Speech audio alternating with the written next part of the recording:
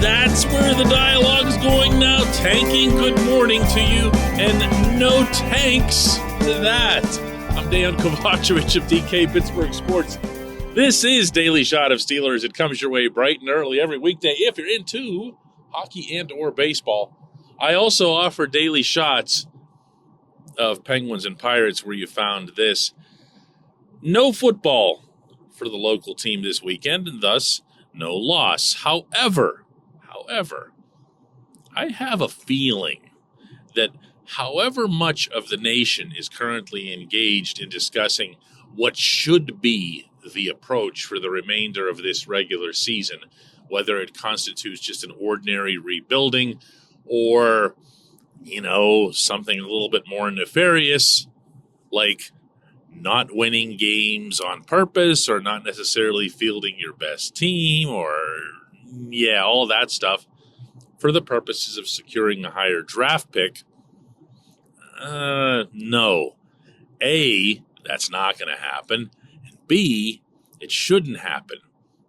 Let me go after the A first. It's not going to happen because, unpopular as this perspective might be to at least some, I don't think the Steelers are going to be terrible the rest of the way. I really don't. One of the things that's gotten lost, and not without cause, through these first 8 games is that the Steelers had the toughest schedule in the NFL. Number one, toughest schedule in the NFL. Going in, after the fact, any which way you want to analyze it, toughest schedule in the NFL. Even when they originally did these toughest schedule ratings before the season, they hadn't accounted, for example, for the Eagles being undefeated to this point in the year. So it actually got tougher as it went along. It's tough. It's tough to win like that. I think the Steelers would have had a challenge, a massive challenge in winning these games, even if they'd been at full health and even if they'd had an offensive coordinator who wasn't completely inept. And yet, in the same breath, I would have looked at the rest of this schedule after the bye week and said, these are at least winnable. These are plausible. That's not me making any kind of grand predictions here, and it's certainly not me suggesting that the Steelers should be looking down on anybody else after the way things have gone so far. But it is saying that, here come the Saints, and they're not so great. Here come some other teams that aren't so great. I see some Falcons on there. I see, there's a lot there that looks like, okay, these aren't impossible. These aren't what everyone was feeling going into the game in Philadelphia last weekend. So that's part of it. And the other part that feeds into that, obviously, is that TJ Watt will be back. TJ makes a massive, I believe, outsized difference, meaning even he's not as good as what it'll appear his impact is on the team's overall record. Plain and simple, Steelers win the games in which he plays. They lose all of the games in which he doesn't. But I also think you're going to see some improvement over the course of the season from the offensive standpoint in particular. Kenny Pickett gets a little bit more comfortable. You make some personnel shifts. Maybe, even though it doesn't appear they're going to fire Matt Canada, you start taking away some of his responsibilities surreptitiously behind the scenes. I don't know. I'm tired of that topic. But none of this really matters either because they should be doing everything that they can to win games within the right framework. What can you expect at Point Park University in downtown Pittsburgh?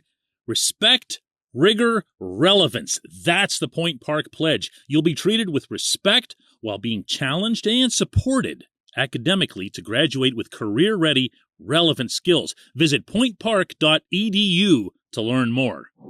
There's a line that you've got to walk in any kind of rebuilding, even NFL rebuilding, which can happen so quickly. And that is that you do want to win. You don't want to be throwing games. You don't want to be tanking. You don't even want to be doing the other really passive form of tanking. you want to win. There's a benefit to winning. It builds up your confidence. It does carry over into the following season. We see that across the league year after year after year. A team starts feeling good about itself.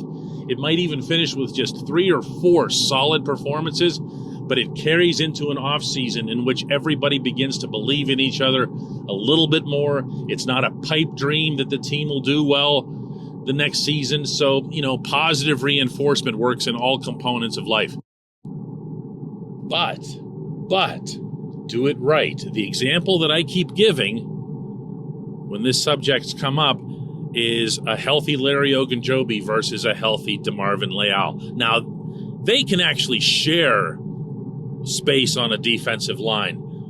But if it comes down to one or the other, if you're going with 2 down linemen or whatever other formation, or you even want to try some of those little tricks and gimmicky spots that Leal was doing when TJ first went down, go ahead. Go ahead, but get him on the field. Get him feeling good about himself, because one of the bigger decisions that you're going to have to make as an organization is where and how to spend this draft capital that you now have, whether it's a top 5 pick, a top 10 pick. You're almost certain to have 3 picks in the top 50. So if you have those, you want to set some kind of positional priorities, even if you go into it claiming or believing that you just want the best players available.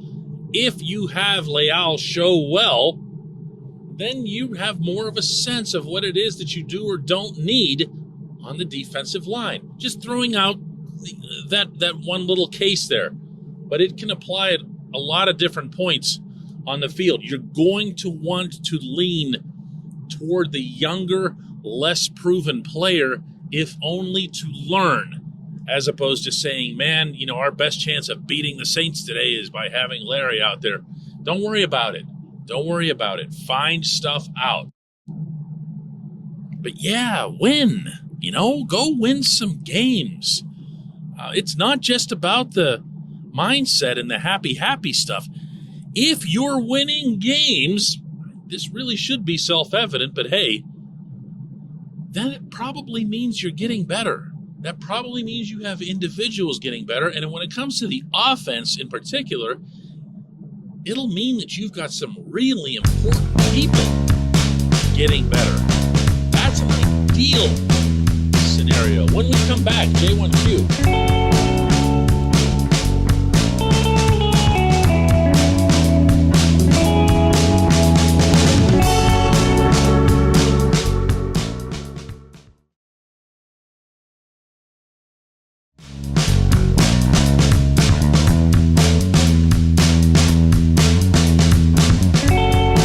Back. It's time for Just One Question, and that's brought to you always on this program by the personal injury law firm of Luxembourg, Garvin, Kelly, and George, LGKG. They represent people who are hurt in car accidents, who need assistance with workers' comp and medical malpractice claims. The attorneys at LGKG have been designated super lawyers, capital S, capital L, for the past 15 years. And yes, that is a real thing. The super lawyer designation is reserved for the top 5% of all attorneys in Pennsylvania. Learn more about them at lgkg.com or by calling 888-842-5454. And today's J1Q comes from Michael, who asks, DK, it's not just Matt Canada, right? I know Tomlin won't be fired, but he needs an entirely new staff under him. I've been saying this since the end of 2017. The cheap way of putting a coaching staff together needs to end. Mike, you might be right that Art Rooney adopts a cheap way of putting together a coaching staff. I certainly can't counter it with any hard evidence. I just can't.